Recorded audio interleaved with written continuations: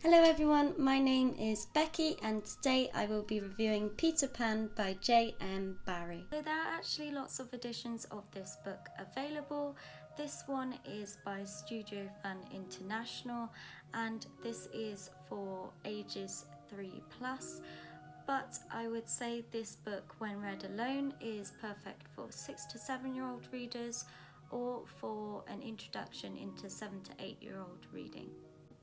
So I really enjoyed rereading this story. It's such a childhood classic. It's adventurous, magical and fantasy based.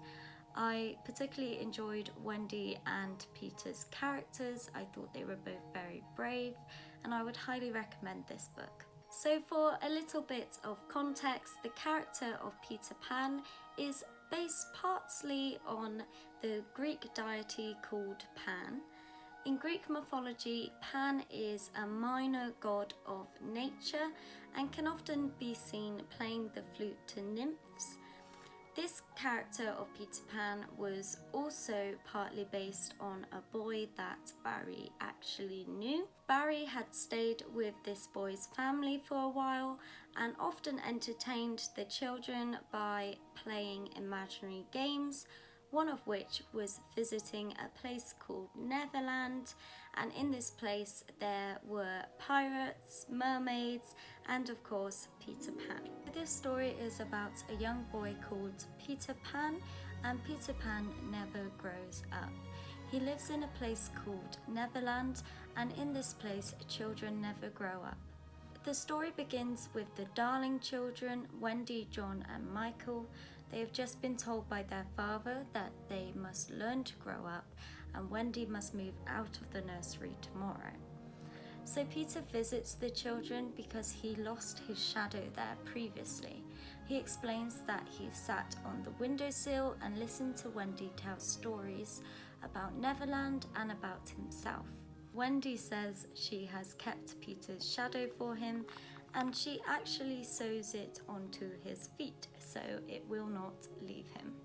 Peter decides to take the children to Neverland once he learns that they have been told to grow up, and here is an illustration of them flying over Big Ben, and he takes them into Neverland.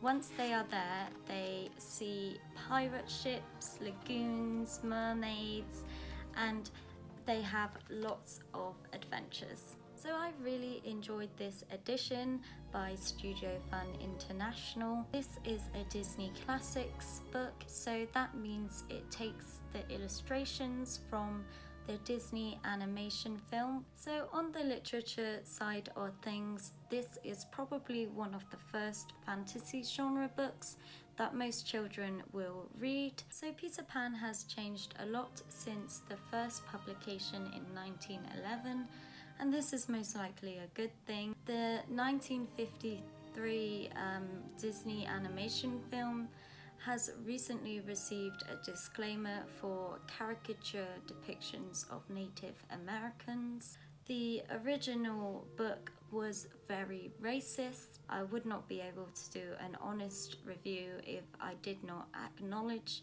the racism within the original book. But there are updated and modern versions of this story, and I would really recommend getting those.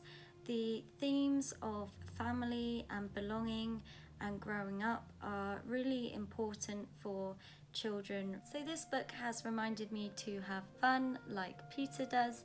I think this is a really good book for 7 to 8-year-olds who are looking for something easy. So that is my review. I hope you enjoyed my review of Peter Pan, and if you have read Peter Pan, let me know what you thought in the comments.